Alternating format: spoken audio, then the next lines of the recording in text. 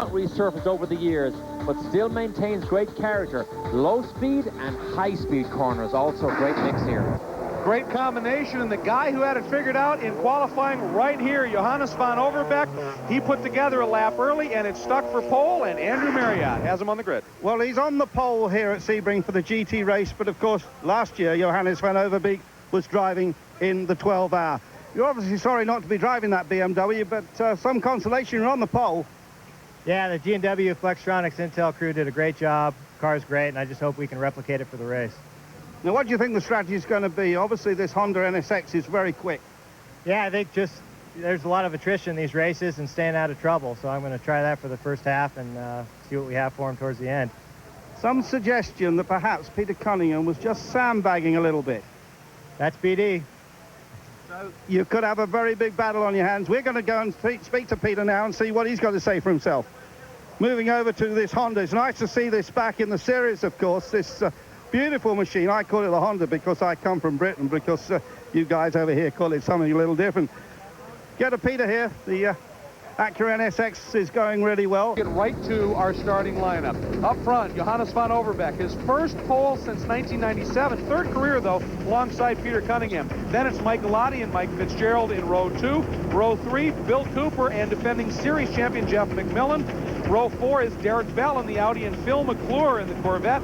And the 5th row is Jimmy Adams and the rookie Justin Marks. And as we take a look at the rest of the field, Boris Said, a little bit of a problem in qualifying back in 13th. Bobby Sack back there in one of those Hallmark Trailers Corvettes from Grand Sport Racing. And Jack Lewis is in 16th place, another name familiar to motorsports people.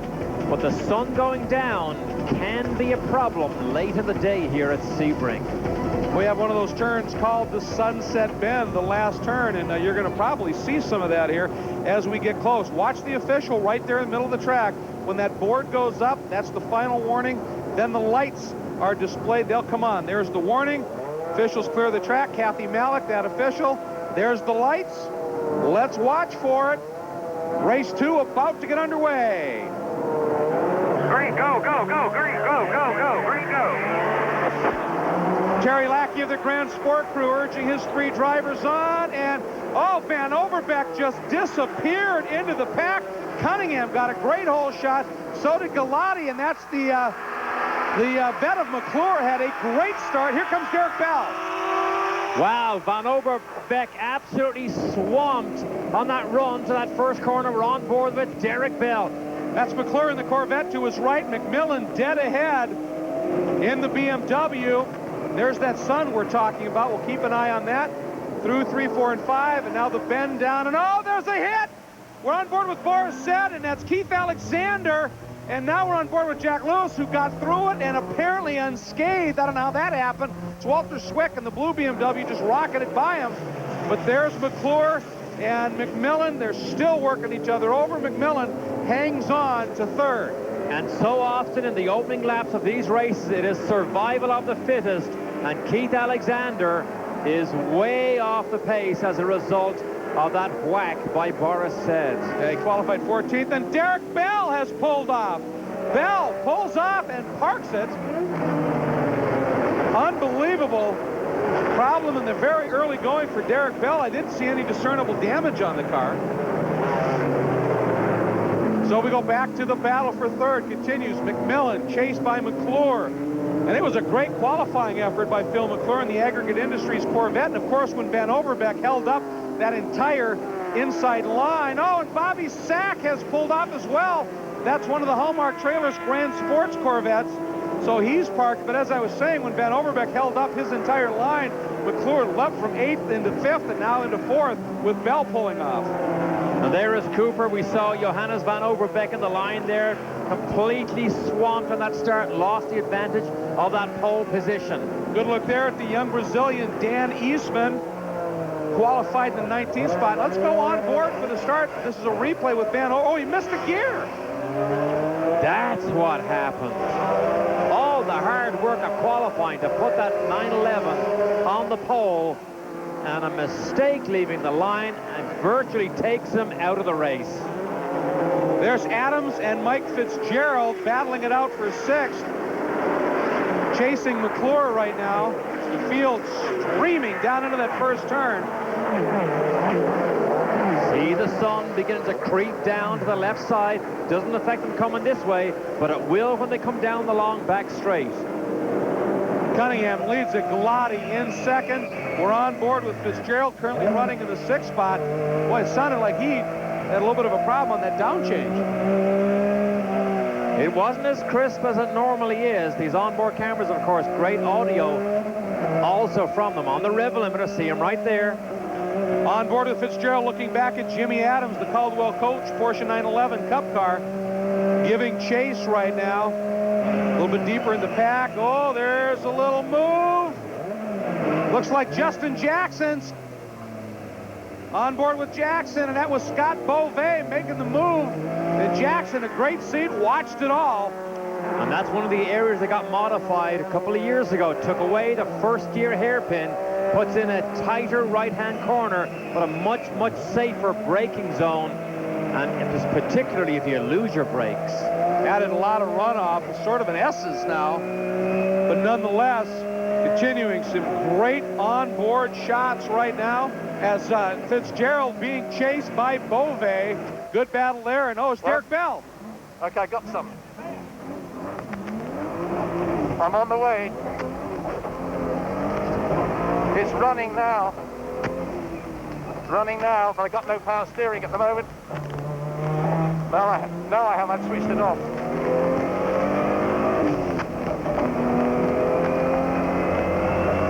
I've got it now, but I took the seatbelts off, didn't I? You heard him mention there that he does not have the belts done up. That's going to be a huge problem for him. It's running. I'm going like a rocket. It's fine. But he did mention power steering might be an issue as well. So there's some problems there. Look at Justin Jackson. Now we go on board with Boris Said. Boris Said is strapped into his seat. Derek Bell is not, as we saw. That is very scary for Bell as we go back up with Boris Said here. Said that AER Mustang, problems early, but now he's just dropped the hammer. And look, and speaking of hammers being dropped, that's Galati. Galati's gone around Cunningham. Went down the inside and makes it stick.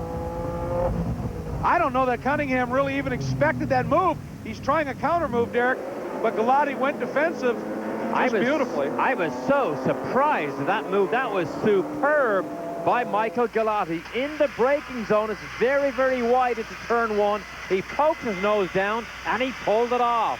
There's your top 5.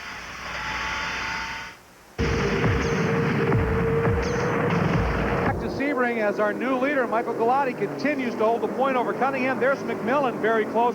There is Phil McClure in the Corvette. Derek, from that 8th starting spot, the problems off the line by Van Overbeck, and McClure is making the most of it. McClure really, remember, he started in 8th place, so qualified a little bit further back than he liked.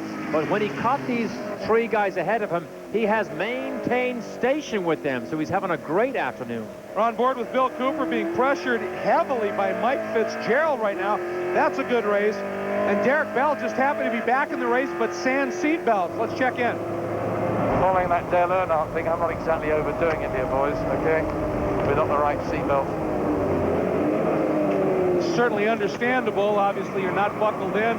A lot of little G-loads being felt in the cockpit. Let's take a look at some of them. Now, on the telemetry here, look at the steering wheel, because this mimics exactly what Derek Bell is doing in the cockpit. And if you think it's a nice, smooth ride, just look at the corrections that he constantly makes trying to keep this Audi on exactly the piece of road he wants it on. Even when you go to the apex and you hear the tire squeal, it's constantly back and forth, fine-tuning the line he wants to stay on. He's still trying to get those belts on. Fine, I've got 3 parts of the 3 belts done up, but not the 4th over the shoulder. So, of course, that's got to be an immense amount of concern. Let's check in one more time. No, I'm all right. I'm staying out here for the moment. I will tell you, it is downright scary at the Speedway run to think that you are not firmly strapped in. Obviously, he's pretty brave here. That was going around Carol Holfelter picking up some positions here. What do you think caused that initial problem when he sat by the side of the road? I've no idea, but he got onto his crew. They walked him through several things. There he goes again. Look, look, look. He holds the wheel with his knee. down the back train like the old days of the Le Mans 24-hour race.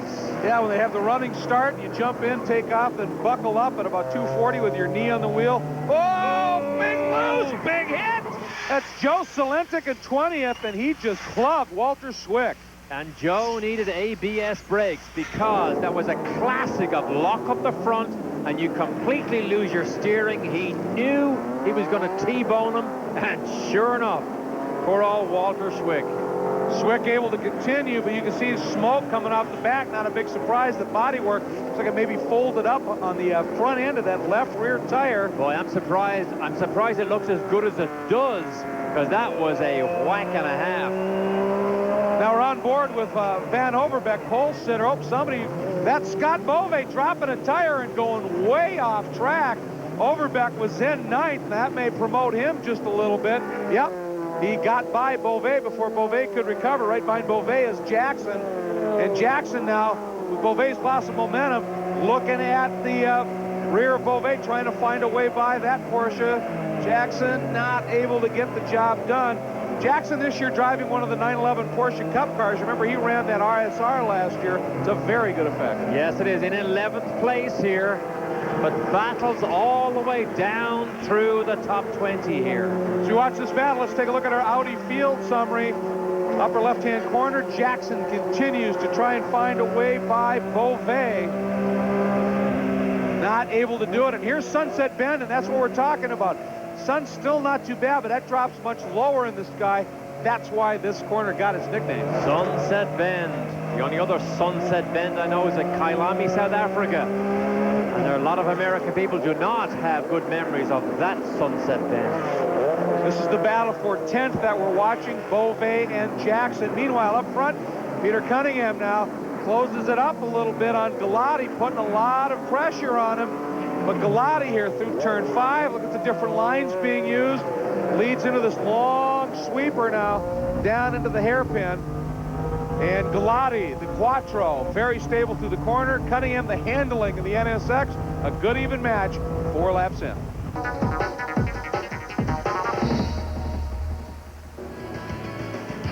Mike Fitzgerald capped a successful 2000 season by winning the prestigious Porsche Cup, given to the driver who amassed the most points in the German make worldwide during the year. The first time I really knew much about it was sometime in June. And then after that, I started trying to get myself in as many cars as I could, many Porsches as I could, to try to accumulate points for that. It was an amazing thing. The first time I ever heard about it was probably maybe 10 years ago or so, and just never really imagined that, I'd ever be in a position to win it. Fitzgerald began his 2001 campaign with an unlikely second overall first-in-class showing at the Rolex 24 Hours of Daytona. That race went as smoothly as any race I've ever driven in my life. I kind of went into that thinking we might win the GT class. I never thought we would finish second overall, but when everything goes that well, it's always possible. Fitzgerald has run at the head of the GT pack this season in World Challenge as well, often side by side with his touring car boss, Real Time's Peter Cunningham. Peter's a good guy, and we're friends, and he's got a great team over there with the Real Time guys, and he wants us to show well. So he's more on top of me about how I'm doing in touring than as far as any competition in the GT class.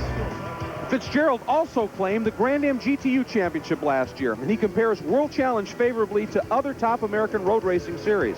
The World Challenge racing is as competitive as anything I've ever done. I mean, there's some great drivers in that series, and you've got all the different kinds of cars that are all able to be competitive, so it's been a lot of fun. The variety of the field's very, very rich, and the talent very deep. Here's Galati out front on board with Peter Cunningham. It's interesting. The Porsches and the big V8s normally aspirated. Galati's Audi turbocharged, and now Cunningham running a supercharger in the NSX. And you talk about different cars. These are two vastly different cars. Front-engined Audi, rear-engined Acura, turbocharged Audi, supercharged Acura this year. Four-wheel drive Audi here. You can buy these cars for about $120,000. Built by Richard Lloyd in England, shipped over here in race-ready condition. But PD, who remember was almost accused of sandbagging at the start, he was only 0.2 of a second quicker than Galati in qualifying. But now look at Sunset Bend as you go to the braking zone. Was he almost accused, or was he just flat out accused? Flat out accused. I think you're right. I think Mr. Van Overbeek made that real clear, but again, Petey stays close. Boy, he runs so wide at the exit of 17 onto this front straight, but you got to keep the momentum alive. And it's interesting, too, you know, you were talking about the different cars. Well, look at the Audi. Much more production sedan, if you will, the saloon-type car, much higher roof line than the NSX. And look at the speed that Petey carries through that corner, but just not enough to find a way by. We drop back to 5th spot on board Mike Fitzgerald. This is the Westward Ho Casinos machine chasing. That's the Porsche. Now we go on board with McClure looking back at Fitzgerald. As he mentioned, we talked about in that little feature. Oh, and a big off by Joe Salentic. He was the driver that got in to Walter Swick's BMW. He may have done some more damage to the car than he first realized. You know what? This thing has been upside down. Did you see the concrete autograph all across the doors on the roof with that thing? And Boris has to come into the pits. Boris said in the pits, remember his great run at the opening round at Texas until the wheel came off the car. He's pitting now. There's there's a big wrinkle right by his name in the roof line. He's out. He's okay, it appears. But the car, as you pointed out, it has had a rough ride. Now, I wonder did Joe Salente get himself in trouble following the incident he had earlier? And look at the tire barrier scattered across the racetrack almost. This is the battle for 11th. Bob Miller taking a run at Jackson. No, couldn't get it done around the outside. Good battle nonetheless through that long sweeper. This is a downhill run here to a 90-degree right-hander. Let's go back, Derek, and take a look at this crash, and it started way Oh, my word, look at this. Going to give you a look at it slow-mo. Lost control in a most unusual place, hit the tires which absorbed the energy, and then the tires literally acted as a ramp and turned him upside down and wrote that baby off. Full course yellow. And as you hear, full course yellow has been called. Safety car is going to be brought out. That's going to give everybody a little bit of a break here. But that is the one negative that is often voiced about those tires. In a runoff area where it's a head-on impact and a relatively slow speed, they're awesome. But a side impact at high speed, it ramps the cars, flips them like. That's why they don't use them on ovals. But you know, you really need to bolt those tires together because they flew apart so easily. They made it even a more effective launch ramp. High speed racing action. There you see the pace car coming around, the field streaming around, and let's check in one quick time with Derek. Here we are, we're just going green. Unfortunately, all the overtaking I do will mostly be in vain. We gone green yet? Here we go. So obviously he's well back, laps back after his problems early. This is an opportunity to see who's got the better legs at this point. Galati protects. Look at McMillan, tried to get underneath Peter Cunningham, couldn't quite get it done. And Bill Cooper looked like he took a run at McClure. You mentioned who has the better legs, who has the better line, and it was Galati who stayed on the inside line to block P.D. Cunningham. On board with Fitzgerald. Oh, so close. That was Van Overbeek. And he just shut the door as Van Overbeek slipped by Cooper and moved up into 5th. Unbelievable. This is Van Overbeek we're on board with now. That is right in front of him, Fitzgerald. And you can see how some of these camera shots now getting darker still. That sun very, very low in the sky. And the frustration of that bad start by Van Overbeek, still trying to overcome it now on board with Bill Cooper in one of the faster of the Corvettes. Cooper just got past as well. So Cooper's dropped back just a little bit. Oh, incredibly close racing. Let's check in with Derek. Well, I'm all over the place. It's pretty bad company back here. The cars are going everywhere, diving, bucking, weaving. And of course, I'm trying to make up a couple of places. I'm not doing a very good job at the moment, but I'll have a look here. Hold back. Talk to you in a minute. Getting a little busy out there, working his way through traffic as we show you the Audi field summary. There's a look at Cooper, sits in 7th right now. And that's, I believe, right behind him was Jimmy Adams in 8th. Now we're on board with Jack Lewis back in 16th. But as you can see, especially after that yellow, it is very, very intense company there as well. Now, we're going to keep dropping back just a little bit. We're on board now with Paul Brown, who with the last-minute deal really put together, he replaced G.J. Menon. Now, G.J. had a huge crash in the Trans Am race that unfolded earlier, and as a result wasn't up to racing, and Paul Brown stepped behind the wheel of that machine. On board now with Cunningham, trying to get by. Galati giving him absolutely no opening. Now he floats wide. Cunningham shows him the nose. Oh, this is good stuff here. Very evenly matched on power, but you saw what PD did. Trying to go down the inside, realized he couldn't make it, had a second stab, and still had to pull back. You see how close PD comes to that concrete wall at the exit of 17. I mean, it is within inches, and that is a fairly quick corner he's exiting. He's got a faster line here, a wider entry, cuts to the apex to try and get a run, a faster run. Then Galati down to this turn 2. This is close. I mean, they talk about him sandbagging. I don't know here. He's given it all he has here. Yeah, it's not like he's not showing every opportunity he can. We're on board with Cooper, looking back at Beauvais. Good battle there. They've been after it for a number of laps at this point. Cooper sits in 6th, Beauvais in 7th. And you can see it's getting dark enough where those headlights really starting to show up. Here's some telemetry with Derek Bell. Now, Derek mentioned earlier on, the passes he makes really don't mean anything because he sat on the side of the road for so long. That is Paul Brown right in front of him, and he goes down inside him in the brake zone. This is the hairpin. There's that new hotel on the left-hand side. Look at Jack Lewis. Oh, Lewis and Tommy Safar in the Celine Mustang. Lewis got by him, but had to put 2 wheels in the dirt to do it. And Derek Bell, he may be a lap or so back, but he's watching some awfully fun racing. And again, First up a bloody Grand Prix out here, boys. did you hear what he said? It's like a bloody Grand Prix out here. Derek, I've news for you. You don't see that much passing in a Grand Prix. That's a very good point. This is considered some of the best racing going. This is the suspension cam up underneath. Now that's on one of the smoother parts of the track here. Now we're on board with Paul Brown. And he normally races a Celine Mustang, which is the kind of car he's chasing at that point. So Galati still trying to hang on here. He looks in his mirror at every moment to see exactly where Cunningham is. Cunningham is stalking right now. He is stalking Galati in that Audi. Look how close the rest of the pack is. Cunningham, that's the move he showed before. This time Galati covers it. Now, this is what I'm talking about. Watch Petey's line. If he does it again now, he's going to pinch it down inside. He may have got alongside Galati just enough. Comes back across the nose. But that line, Petey pinched it down, didn't run quite as wide on the exit, but he normally does. Behind him is McMillan, and then still very close is Fitzgerald, and what a great comeback by Overbeck up into 5th. It is, but look at how close Petey is now. Interesting. Cunningham is forcing Galati to take a different line. Look, Galati, defensive moves, which he's entitled to do as the leader of the race, but he is not running as fast as he could if he took the perfect racing line, because Cunningham is all over him here, trying to force him into a mistake.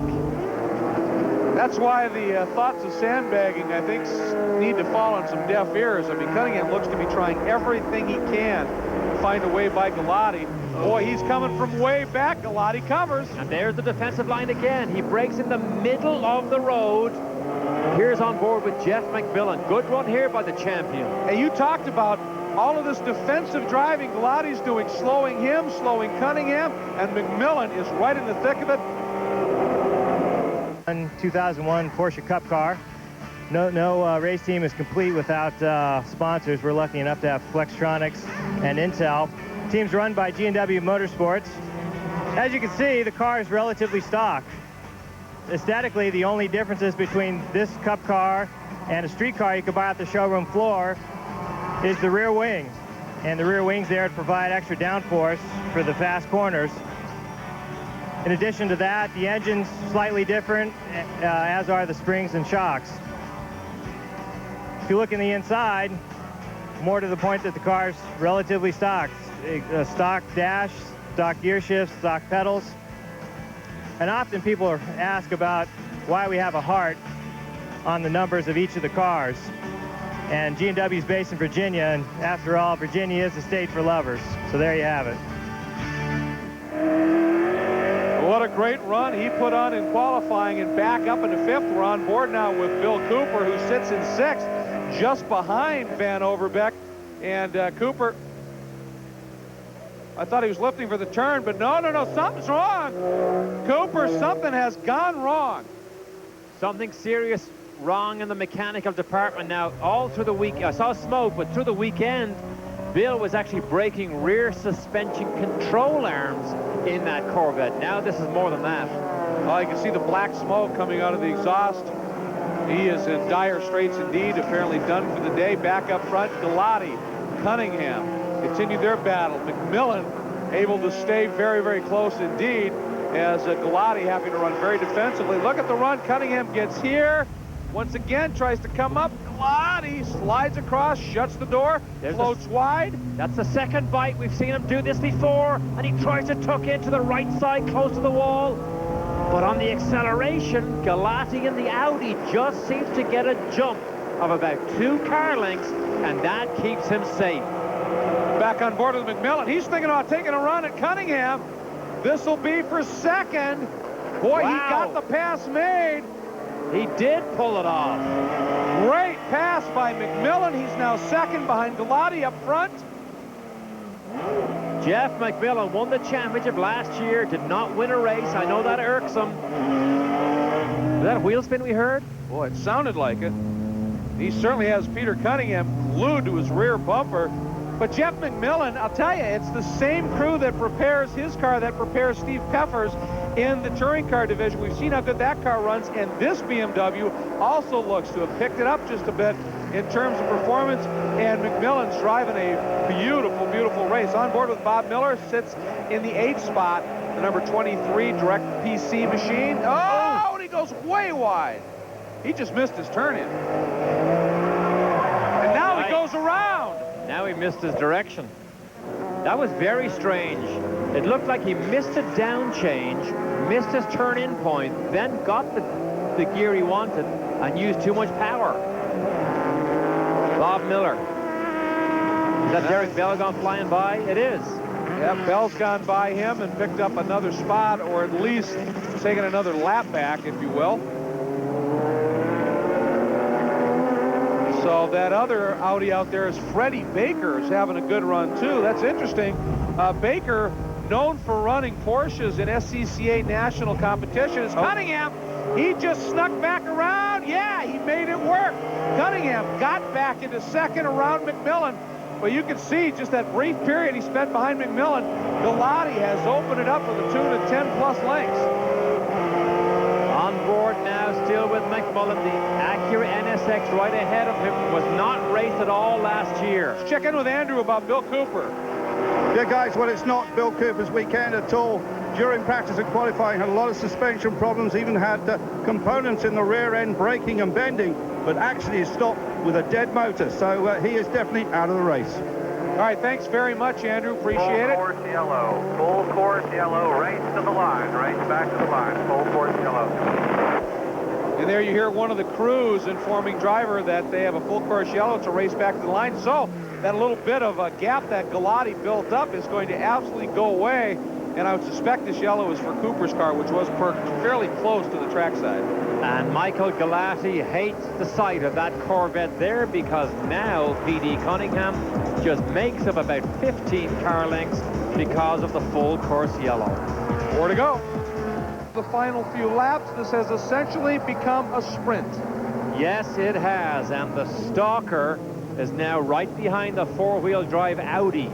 Can Cunningham pull it off? He's made several attempts down at Sunset Bend. We know he takes a very wide, faster line potentially through turn 1, but he has yet to pull the wool over Mike Galati's eyes, and Galati is driving in his mirrors as much as he is driving looking out through the windscreen. Here we go. We are green. We're on board with McMillan, and of course, not that it's likely to happen, but a mistake by either Galati or Cunningham. McMillan or Fitzgerald or Van Overbeek would jump on it. Oh, that was almost a touch, and it forces Cunningham out wide. He had to give some room, but he had just enough exit speed. Back on board now with Van Overbeek, who's gone to 4th. Van Overbeek got the jump, got by Fitzgerald. He's fourth. He's trying to get around McMillan. Did he get him? It's that close. That's the battle for third. And it's Van Overbeek. What a great restart by Van Overbeek. In the GNW prepared car, Van Overbeek making up for that time that he lost so preciously at the start when he bogged down. Now we're on board with Fitzgerald. He's trying to get by McMillan.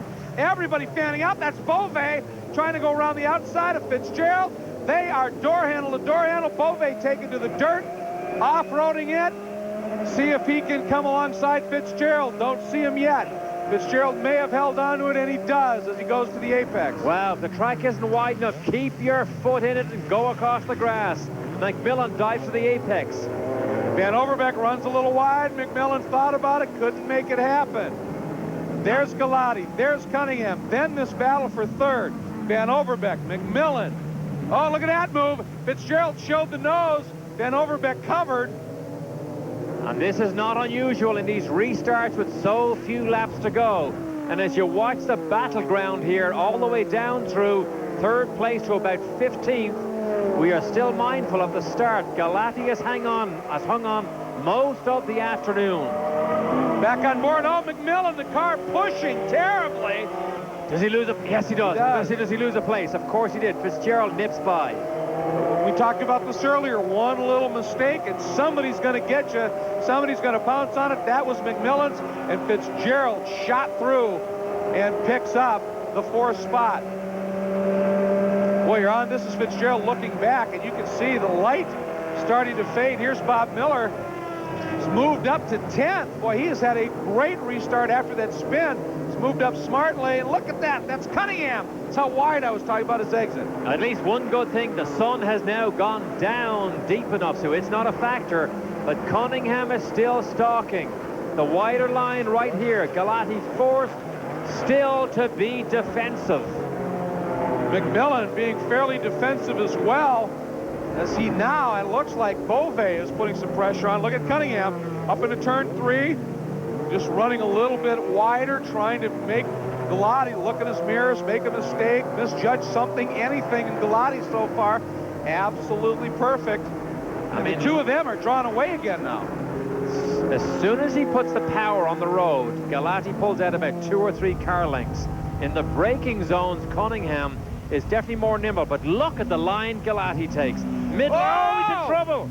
I said he'd been perfect, and there's the bobble, but it comes in a position where Petey can't do much about it, but Galati locked him up, and he got crossed up. Wasn't quite close enough, but Galati in the defensive mode breaks in the middle of the road. That is not the normal racing line, and he almost gets himself in too much trouble. Through the Cunningham corner, through this S section here, heading toward the tower turn. It's Galati and Cunningham, Van Overbeek, Fitzgerald, McMillan, Beauvais. That's the look here. On board with Jeff McMillan. There is your top 5. We have less than 2 laps to go. We'll be right back. To Sebring, and this is it. The battle for the lead for the second round of the Speedvision GT Championship. Galati leads it. Cunningham has been absolutely relentless. Tries the inside look one more time. Now runs wide, carries that speed right to the wall, but Galati has enough, and down they go. Cunningham takes, as you watch our Audi full field summary, but Cunningham takes pretty much the same line almost every single lap. It is almost like clockwork here, but Galati is not taking a racing line. Here it is again. Galati down the inside. Oh, did he leave the door open? No, didn't hit him. Almost hit him, almost tapped him. Well, I'll tell you, one thing Peter Cunningham has been very adept at doing is understanding what Galati's going to do. And I mean, you can get inside, but if you get hit, it takes you out of the race. It's to no avail. So he's keeping it clean, but he is absolutely filling every inch of Galati's mirrors. Here we go. Watch the brake zone again. Middle of the road. Take no chances.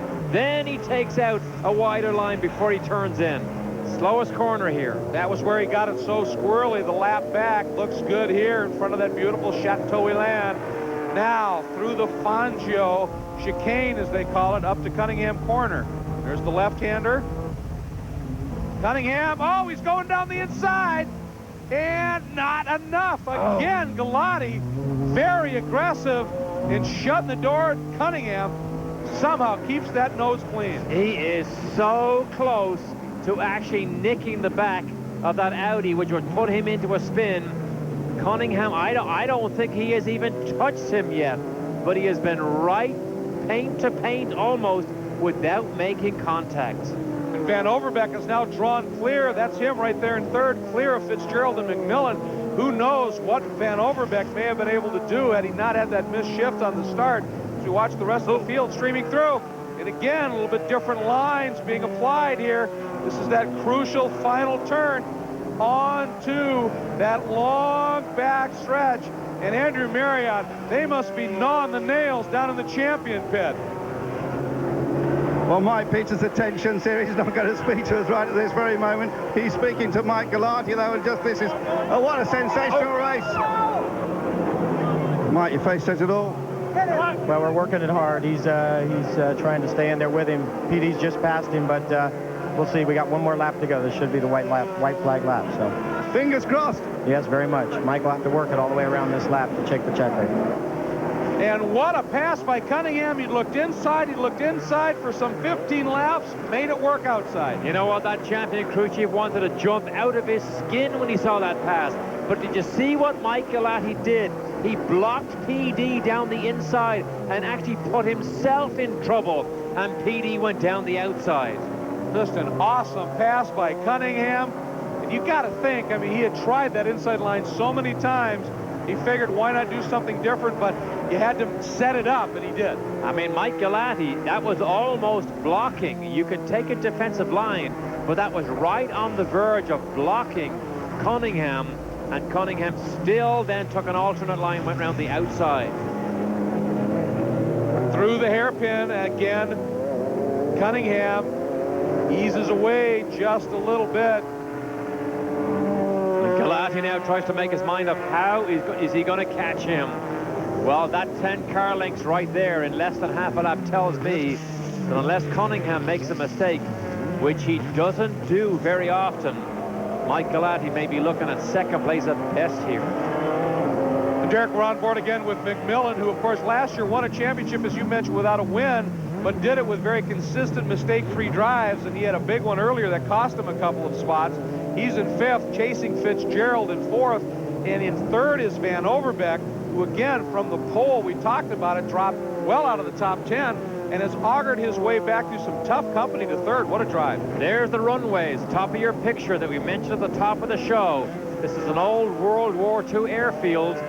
This is not runway section here, but as they come out onto the back straight, right out to the bumpy old original concrete, for all those years ago landed aeroplanes, and now this weekend in particular they have lots of rubber because this is American Le Mans weekend, and PD is in control.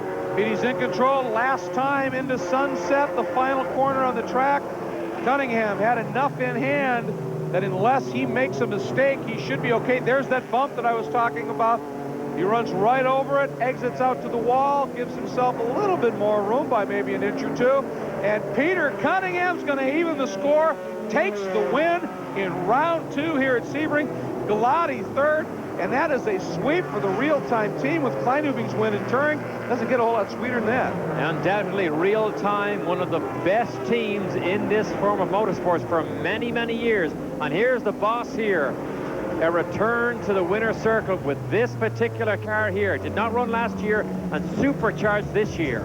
Clearly, he leads by example. And we'll visit with him when we come back. Michael did a great job. He just did not want me to go by, but I had my heart set on it. I didn't want to let this real-time crew down. It was just awesome. A lot of work's gone into this car, and it's just awesome. Well, of course, that pass, you'll be not surprised.